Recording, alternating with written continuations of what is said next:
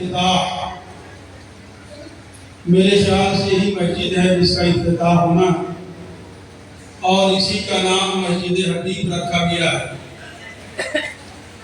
سب سے پہلے تو میں آپ سب کو بہت مبارکباد پیش کرتا ہوں کہ اتنی بڑی تعداد میں آپ جلسہ سننے کے لیے تشریف لائے اور یہ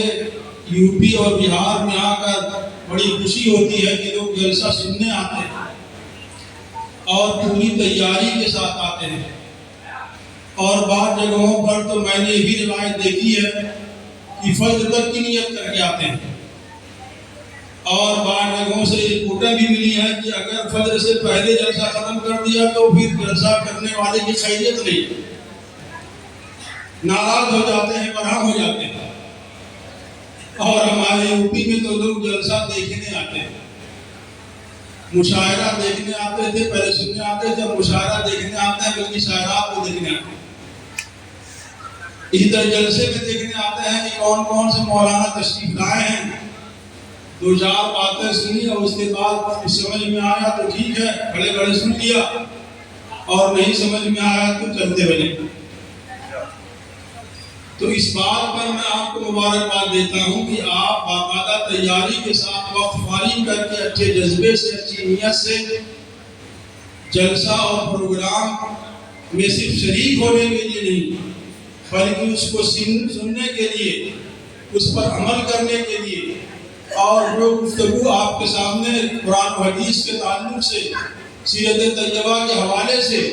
علماء کرام نے کی ہے یا کریں گے، اس پر عمل کرنے کے لیے اور اس کے مطابق اپنی پوری زندگی گزارنے کے لیے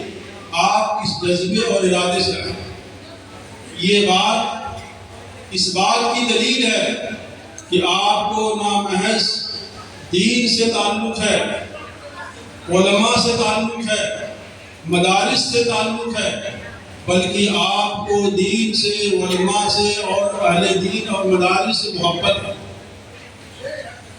اس لیے کہ جب کسی چیز سے آدمی کو محبت ہوتی ہے تو آدمی اس کے لیے وقت فارغ کرتا ہے، قربانی دیتا ہے، اور وہاں پر ضرور حاضری دیتا ہے۔ اس جذبے کو میں سلام کرتا ہوں، آپ کو بہت مبارکباد دیتا ہوں۔ اسی کے ساتھ ساتھ اللہ تعالیٰ نے اس ڈومریا بستی کو، جو بہت بڑی آبادی ہے، اور مجھے معلوم ہوا ہے کہ اس بستی میں 500-600 کی تعداد میں علماء اور حفاظ اور مفتیان دین موجود ہیں۔ یہ اس بستی کے لیے قابل سر افتخار بات ہے۔ اس بستی کے مسلمان اس اللہ کی نعمت کا جتنا شکر ادا کریں وہ کم ہے، اور میں آپ کو اس بات پر بھی مبارکباد دیتا ہوں۔ ایسے قصبے، ایسی آبادی اور ایسی بستی میں نے دیکھی ہے جہاں پر علماء اور حفاظ کی بڑی تعداد ہے، لیکن وہ آپس میں اختلاف اور انتشار کے شکار ہو گئے، اور کئی مدرسے بن گئے، کئی دھڑوں میں سب تقسیم ہو گئے، اور جو اچھی تصویر عوام الناس کے سامنے آنا چاہیے، جو صحیح اور بہترین نقشہ لوگوں کو دکھانا چاہیے، وہ نہیں دکھا سکے، اس میں وہ ناکام ہو گئے، جس کی وجہ سے بڑی بھدری اور رسوائی ہوئی۔ یہ اللہ تعالیٰ کا شکر ہے کہ میں دیکھ رہا ہوں کہ آپ کو اللہ نے یہ صرف فضیلت دی ہے کہ آپ کے ہاں علماء اور حفاظ کی بڑی تعداد ہے، اور ایسے ہیں جو بہت جید الاستعداد ہیں اور بہت اچھی صلاحیتوں کے حامل ہیں، اور اپنی خدمات کو بہت ہی خوبی کے ساتھ انجام دے رہے ہیں، اور آپس میں اتحاد بھی ہے، اتفاق بھی ہے، محبت بھی ہے، تعلق بھی ہے۔ اور اسی کی اس قوم کو آج موجودہ دور میں سب سے زیادہ ضرورت ہے کہ مسلمان جو بکھر جاتے ہیں الیکشن کے موقع پر، مسلمان جو منتشر ہو جاتے ہیں اور ایسے مواقع پر جبکہ ان کو متحد ہونا چاہیے اور متحد ہو کر اپنی طاقت اور شوکت کا مظاہرہ کرنا چاہیے، ایسے موقع پر وہ بکھر جاتے ہیں، منتشر ہو جاتے ہیں، ان کی طاقت ٹوٹ جاتی ہے، ان کی شوکت ٹوٹ جاتی ہے اور اس کی وجہ سے ان کو بدنامی اور رسوائی اور ان کی ذلت اور توہین ہوتی ہے۔ تو اللہ کا یہ شکر ہے کہ آپ متحد بھی ہیں اور متفق بھی ہیں اور ایک دوسرے سے شیر و شکر بھی ہو گئے ہیں۔ رسول اللہ صلی اللہ علیہ وسلم کا ایک مقصد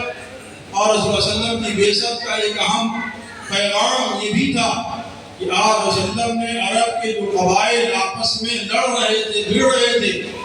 اور ایک دوسرے کے خون کے پیاسے تھے، ان کو رسول اللہ صلی اللہ علیہ وسلم نے باہم ایسا متحد اور متفق کیا اور ان کو ایسا بنا دیا کہ وہ بھائی بھائی ہو گئے۔ جس طرح خون کے رشتے ہوتے ہیں ایسے ہی آپ صلی اللہ علیہ وسلم نے جو بھائی چارہ کرایا انصار اور مہاجرین کے درمیان، وہ بھائی چارہ،